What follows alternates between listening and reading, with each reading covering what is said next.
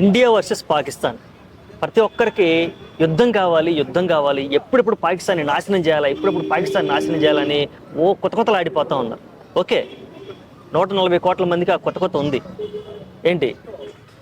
అయితే మరి యుద్ధం వచ్చినప్పుడు మనం ఏం చేయాలి? ఫస్ట్ పాయింట్ ఇది కూడా తెలియాలి కదా. యుద్ధం చేయి అంటే ఆర్మీ వాళ్ళు, నేవీ వాళ్ళు, ఎయిర్ ఫోర్స్ వాళ్ళు చూసుకుంటారులే, మనకెందుకులే అని కాముంటాం కాదు.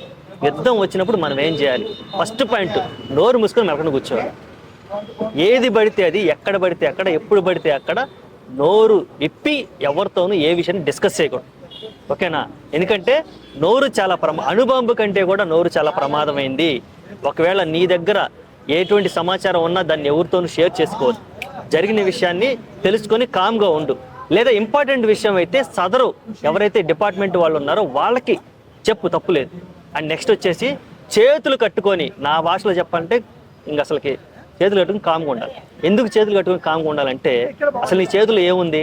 అణుబాంబు కంటే కూడా ప్రమాదకరమైనటువంటి టెక్నాలజీ నీ చేతుల్లో ఉంది, సెల్ ఫోన్. ఈ సెల్ ఫోన్లో ఇంటర్నెట్, ఆ ఇంటర్నెట్ ఉపయోగించుకొని నువ్వు ఏమేం చేస్తావు? దేనికి కూడా లైకులు కొట్టడము, కామెంట్లు పెట్టడము, లేదా ఏ సమాచారాన్ని షేర్ చేయకుండా ఉండాలి. ఎట్టి పరిస్థితిలో ఈ తప్పు నువ్వు చెయ్యొద్దు. అణుబాంబు కంటే కూడా చాలా ప్రమాదకరమైంది. పొరపాటున నువ్వు తెలియక ఏదైనా నొక్కినా, లైక్ కొట్టినా, ఇటువంటి విషయాలు నువ్వు కూడా చిక్కుల్లో పడే అవకాశం ఉంది. నాదేముంది, జస్ట్ ని షేర్ కొట్టా, నాదేముంది, జస్ట్ ని లైక్ కొట్టా, నా అభిప్రాయాన్ని నేను కామెంట్ పెట్టా అంటే కుదరదు. ఖచ్చితంగా నువ్వు కూడా తప్పు చేసిన వాడు అవుతావు. ఓకేనా? ఫస్ట్ ఏం చెప్పాను? నోరు మూసుకొని మెలకొని ఉండాలి. అండ్ నెక్స్ట్ ఏం చెప్పాను? చేతులు కట్టుకొని కామ్గా ఉండాలి. అండ్ నెక్స్ట్ వచ్చేసి నిన్ను నువ్వు కాపాడుకోవడానికి ఫస్ట్ ఇంపార్టెన్స్ ఇవ్వాలి. ఓకేనా? ఏదైనా సందర్భం జరిగినప్పుడు నిన్ను నువ్వు కాపాడుకోవాలి.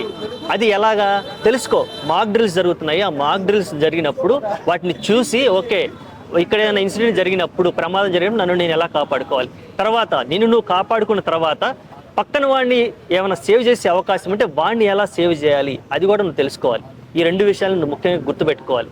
అండ్ నెక్స్ట్ వచ్చేసి ఎవరైతే ఇళ్లలో ఉండేవాళ్ళు, ముసలి ముతక, వాళ్ళకి సంబంధించినటువంటి కొన్ని నిత్యావసర వస్తువులు, మెడిసిన్, అటువంటి అన్ని ముందే పెట్టుకోండి. ఒక 1 వీక్ సరిపడే ముందు పెట్టుకోండి. అండ్ నెక్స్ట్ వచ్చేసి train journeys and flight journeys ఏవైతే విదేశాలకి లేదా లోకల్లోనే లాంగ్కి, కొంచెం పంజాబు, రాజస్థాను, కాశ్మీరు, ఇటువంటి బోర్డర్స్కి, అరుణాచల్ ప్రదేశ్, ఇటువంటి బోర్డర్స్కి ఎవరైతే ప్రయాణిస్తున్నారో, అంటే ఢిల్లీకి కూడా వద్దు, ఢిల్లీకి ఇటువంటి కేంద్రాలకు ఎవరైనా ఎమర్జెన్సీ పనులు ఉంటే దాదాపుగా ఈ నెల మొత్తం అవాయిడ్ చేసుకుంటే బెస్ట్ అని నా అభిప్రాయం. అండ్ నెక్స్ట్ వచ్చేసి పబ్లిక్ ప్లేసుల్లో ఏదైనా అనుమానిత వస్తువులు, సూట్ కేసు, బాక్సులు, బ్యాగులు, ఇటువంటి ఏమైనా ఉంటే ఖచ్చితంగా వాటిని మీరు గమనించండి. మీరు దగ్గరలో కొద్దిసేపు గమనించిన తర్వాత ఇంకా అవి ఎవరు టచ్ చేయట్లేదంటే సదరు డిపార్ట్మెంట్కి దగ్గరలో ఉన్న, ఒకవేళ రైల్వేలో అయితేనేమో రైల్వే ప్రొటెక్షన్ ఫోర్స్ ఉంటుంది, బయట అయితేనేమో 100 కాల్ చేస్తే వెంటనే వచ్చేస్తారు, చెక్ చేసుకుంటారు, వాళ్ళకి ఇన్ఫార్మ్ చేయండి. అనుమానిత వ్యక్తులు ఎవరైనా ఉంటే కూడా ఇదే పని చేయండి. అండ్ నెక్స్ట్ వచ్చేసి ఇందాక చెప్పాను కదా, మెడిసిన్ పెట్టుకోవాలని. అంతేకాదు ఫస్ట్ ఎయిడ్ కిట్లు కూడా పెట్టుకోవాలి. మీరు ఒకవేళ బయటికి వెళ్తున్నా సరే ఎప్పుడేం జరిగిందో తెలియదు కాబట్టి మినిమం ఒక కాటను, ఇటువంటి ఫస్ట్ ఎయిడ్కి సంబంధించినటువంటి బ్యాండెడ్, కాటను, ఆయింట్మెంట్, టాబ్లెట్స్, చిన్న టాబ్లెట్స్, మీకు తప్పదు నేను వెళ్ళాల్సిందే, ఇప్పుడు నేను ఈ జర్నీ నేను మానుకోలేను, నేను వెళ్ళాలి, తప్పదు అనుకున్నప్పుడు ఫస్ట్ ఎయిడ్ కిట్ని ఖచ్చితంగా పెట్టుకోండి. అండ్ నెక్స్ట్ వచ్చేసి చివరగా చెప్పేది చాలా చాలా ఇంపార్టెంట్ పాయింట్, ప్రతి ఒక్కళ్ళు దేశభక్తితో ఉండండి.